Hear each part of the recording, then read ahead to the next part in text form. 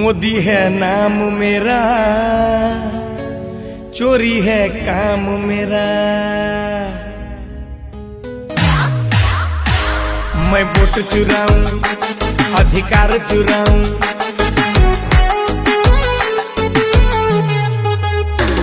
मैं वोट चुराऊं, अधिकार चुराऊं, जीडीपी गिरा के मैं आंख चुराऊं।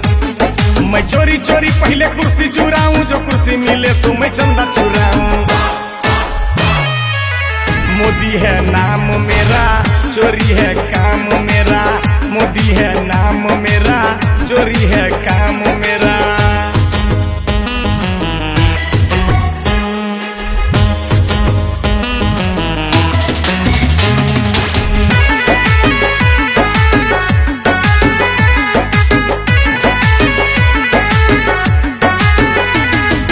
कोई न जाने मेरा क्या है फसाना, काम मेरा जुमलों में जनता को फसाना। कोई न जाने मेरा क्या है फसाना, काम मेरा जुमलों में जनता को फसाना। जो अंबानी को पूजे, जो अडानी को पूजे, जो देश को बेचे, जो जनता को नोचे, ये कोई न जाने कि डरपोक कितना हूँ, भूख से उड़ जाऊं ऐसा मैं तिनका हूँ।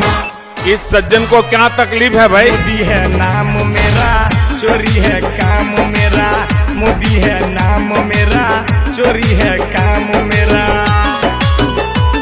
मैं वोट चुराऊं, अधिकार चुराऊं, जीडीपी गिरा के मैं आंख चुराऊं। मैं चोरी चोरी पहले कुर्सी चुराऊं, जो कुर्सी मिले तो मैं चंदा चुराऊं। मोदी है नाम मेरा, चोरी है